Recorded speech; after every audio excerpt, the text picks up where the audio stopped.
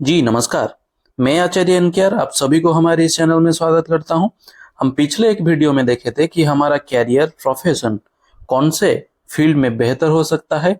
हम कैरियर आजीविका का चुनाव कैसे कर सकते हैं हमारे जन्म कुंडली से, इसके बारे में हम बृहत रूप से जाने थे।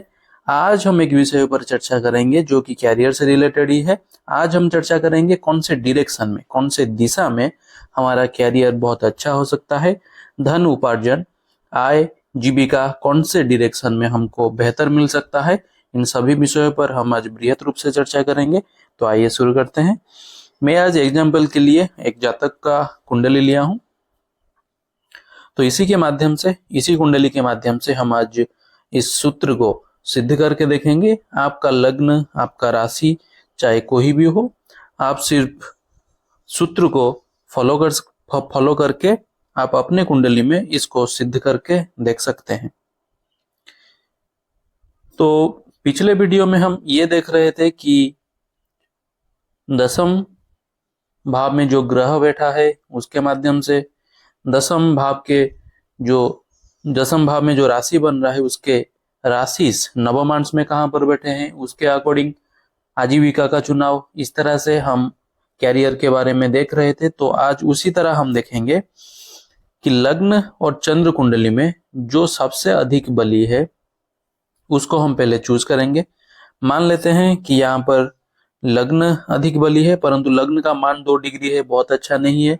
चंद्रमा का मान यहाँ पर 13 डिग्री वर्गोत्तम और उच्च का है, परंतु मैं इसलिए इसको नहीं ले रहा हूं क्योंकि ये सप्तम भाव में शनि के साथ युत और गुरु के साथ भी युत है।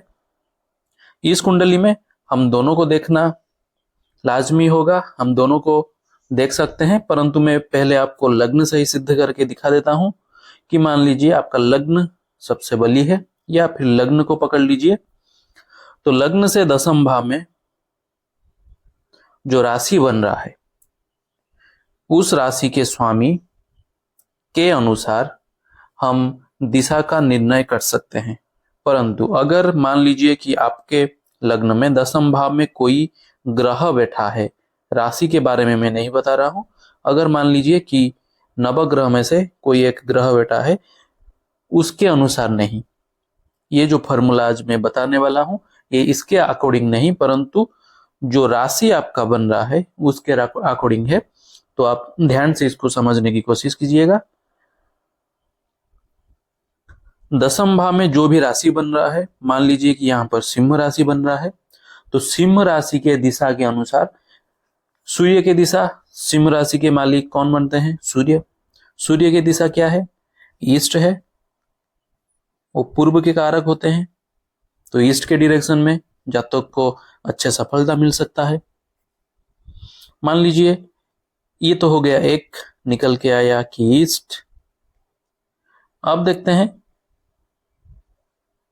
दसम भाव के स्वामी सूर्य बनते हैं। सूर्य दसम भाव में जहां पर है, नवमांश में जहां पर सूर्य है, उसके अकॉर्डिंग भी हम देख सकते हैं। मान लीजिए कि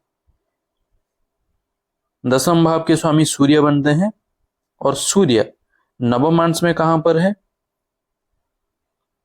तो गुरु के राशि में, मीन राशि में। तो गुरु के अकॉर्डिंग, तो गुरु के तो दिशा बनता है, जो डायरेक्शन बनता है उसके अकॉर्डिंग हम कैरियर का चुनाव कर सकते हैं। गुरु के डायरेक्शन कौन बनता है? नॉर्थ ईस्ट, उत्तर पूर्व। तो इस कुंडली में 2 फॉर्मूले हम लागू करके देखें।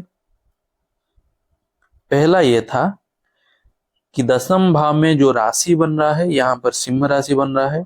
आप 12 राशियों में से कोई भी राशि आपका बन सकता है। यहाँ पर सिंह राशि बन रहा है। सिंह राशि के स्वामी जो कि सूर्य बनते हैं। सूर्य का दिशा क्या होता है? पूर्व दिशा। तो पूर्व दिशा में आपको अच्छे सफलता मिल सकता है। दूसरे सूत्र क्या जाने हम? जन्म कुंडली में दसम भाव में जो राशि बन रहा है उसके राशि स्वामी नवमांश में जहां पर बैठे हैं, जिस राशि में, इस लग्न में दसम भाव के स्वामी सूर्य बनते थे। सूर्य नवमांश में कहां पर बैठे हैं? मीन राशि में। मीन राशि के स्वामी कौन बनते हैं? गुरु। गुरु का दिशा होता है north east.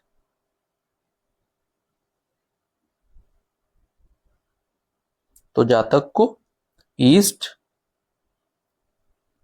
And north east के डायरेक्शन में, अगर इसी डायरेक्शन में कैरियर का चुनाव करते हैं तो बहुत लाभ हो सकता है।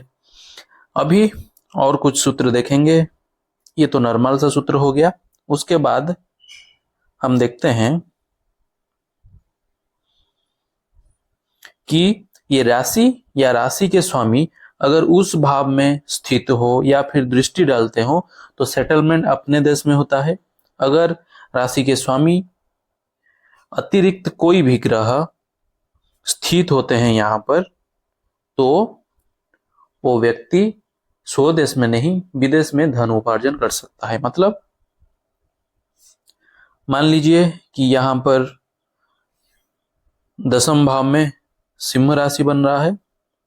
सिंह राशि को, अगर सिंह राशि यहाँ पर बन रहा है, अगर सूर्य यहाँ पर बैठ जाते हैं या फिर सूर्य की दृष्टि इस भाव पर पड़ता है तो व्यक्ति स्वदेश में या फिर अपने देश में धन उपार्जन कर सकता है। अगर उस राशि स्वामी के अतिरिक्त कोई ग्रह यहाँ पर बैठा है, यहाँ पर अगर दृष्टि डालता है उस राशि स्वामी के अतिरिक्त, तो वह व्यक्ति विदेश में अधिक धन उपार्जन, विदेश में सेटलमेंट को प्राप्त कर सकता है। फॉरेन सेटलमेंट हो गया। इन सभी चीजों पर हम नवम भाव हो गया,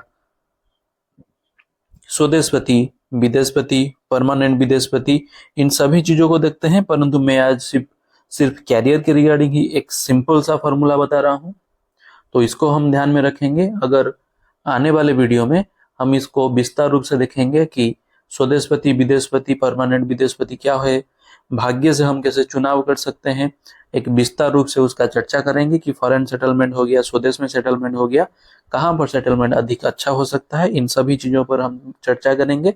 परंतु आप एक नॉर्मल से सूत्र के माध्यम से आज आप इसको लागू करके देख सकते हैं।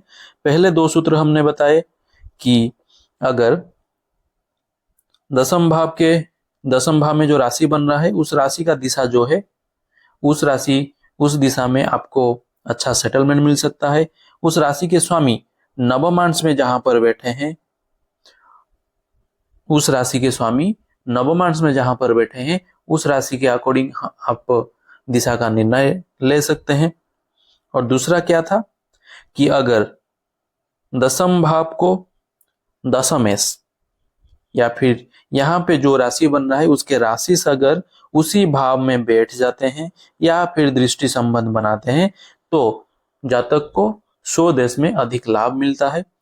अगर इसके अतिरिक्त यहाँ पर दूसरे ग्रह बैठते हैं, जो राशि बन रहा है उस राशि के स्वामी का दृष्ट या फिर उस राशि का स्वामी का यहाँ पर स्थित हो जाना स्वदेश का सेटलमेंट है। सूर्य यहाँ पर बनते हैं, सूर्य को छोड़ दीजिए, सूर्य के अलावा मंगल हो गया, बुध हो गया, शुक्र हो गया, गुरु हो गया, शनि, चंद्रमा, इनमें से कोई भी अगर दसम भाव में बैठते हैं तो उस राशि के अनुसार, उस राशि के डायरेक्शन के अनुसार आप दिशा का निर्णय कर सकते हैं। या फिर अगर किसी ग्रह का दृष्टि है सूर्य के अलावा तो उसी डायरेक्शन में आप ले सकते हैं। तब क्या होगा ना कि विदेश में सेटलमेंट अधिक होगा। अगर दसम भाव के स्वामी का स्थित हो जाना यहाँ पर या फिर दृष्टि संबंध बनाना स्वदेश को सूचाता है। अगर उसके अतिरिक्त अगर अन्य कई ग्रह का संबंध दसम से बनता है तो व्यक्ति विदेश में अधिक सफल होता है। सूर्य से मैं सभी ग्रहों का डायरेक्शन आपको थोड़ा बता देता हूं। सूर्य से हम ईस्ट डायरेक्शन का चयन करते हैं, चंद्रमा से नॉर्थ वेस्ट,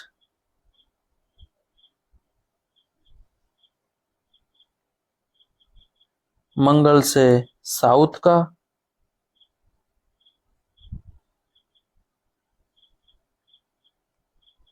बुध से नॉर्थ डायरेक्शन का,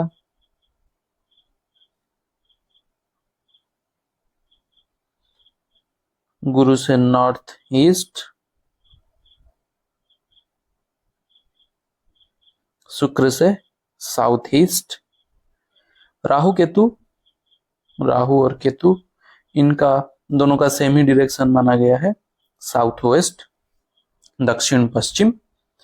तो अगर आपका यही इन्हीं में से कोई राशि का स्वामी या फिर ग्रह का स्वामी का डायरेक्शन मैंने बता दिया, सूर्य का ईस्ट, चंद्रमा का नॉर्थ वेस्ट, मंगल का साउथ, बुध का नॉर्थ, गुरु का नॉर्थ ईस्ट, शुक्र का साउथ ईस्ट।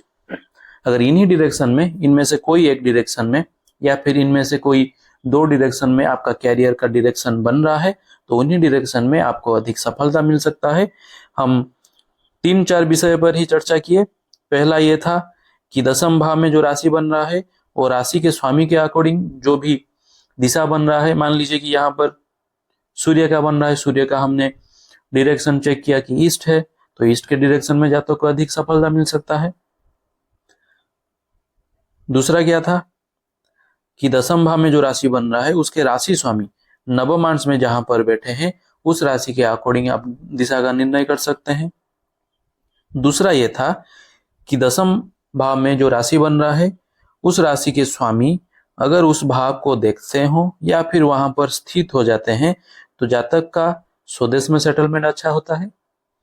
अगर इस ग्रह के अतिरिक्त जो भी ग्रह यहाँ पर बैठ जाते हैं या फिर दृष्टि संबंध बनाते हैं तो जातक को विदेश में अधिक धन प्राप्त हो सकता है। मान लीजिए कि ये एक बालक का जातक है जो कि 2000 में जन्मा है। यह व्यक्ति, यहां पर हम देख लेते हैं थोड़ा अच्छे से। मैंने सूत्र क्या बताया था कि इस राशि के दसम भाव में जो राशि बन रहा है उस राशि के अकॉर्डिंग आप दिशा चयन कर सकते हैं, परंतु यहां पर देखिएगा इस राशि के स्वामी सूर्य बनते हैं। सूर्य का संबंध, दृष्टि संबंध सप्तम भाव, सप्तम दृष्टि कहां पर पड़ रहा है, ना कि स्वराशि के ऊपर। तो यह व्यक्ति अभी स्वदेश में धन उपार्जन कर रहा है। अगर दसम अंश में भी इसको सिद्ध करके देखेंगे तो सूर्य दसम भाव के स्वामी बनते थे, सूर्य यहां पर गुरु के राशि में और गुरु भी उसी राशि में। तो हमारा फॉर्मूला ये कहता है जिस राशि में बैठे हो उस राशि के स्वामी वहां पर स्थित अगर हो जाते हैं या फिर दृष्टि संबंध बनाते हैं तो व्यक्ति स्वदेश में धन उपार्जन करता है। इस व्यक्ति का हमने देखा कि नवम अंश में सूर्य जहां पर बैठे हैं उसके स्वामी भी स्वगृही है, तो यहां पर भी ये फॉर्मूला लागू हो रहा है। लग्न से भी अगर देखेंगे तो भी दृष्टि संबंध दसम भाव के ऊपर बन रहा है, तो यह व्यक्ति अपने राज्य में ही अभी धन उपार्जन कर रहा है। तो ये था नॉर्मल सा सूत्र, आप अपने कुंडली में इसको लागू करके देख सकते हैं।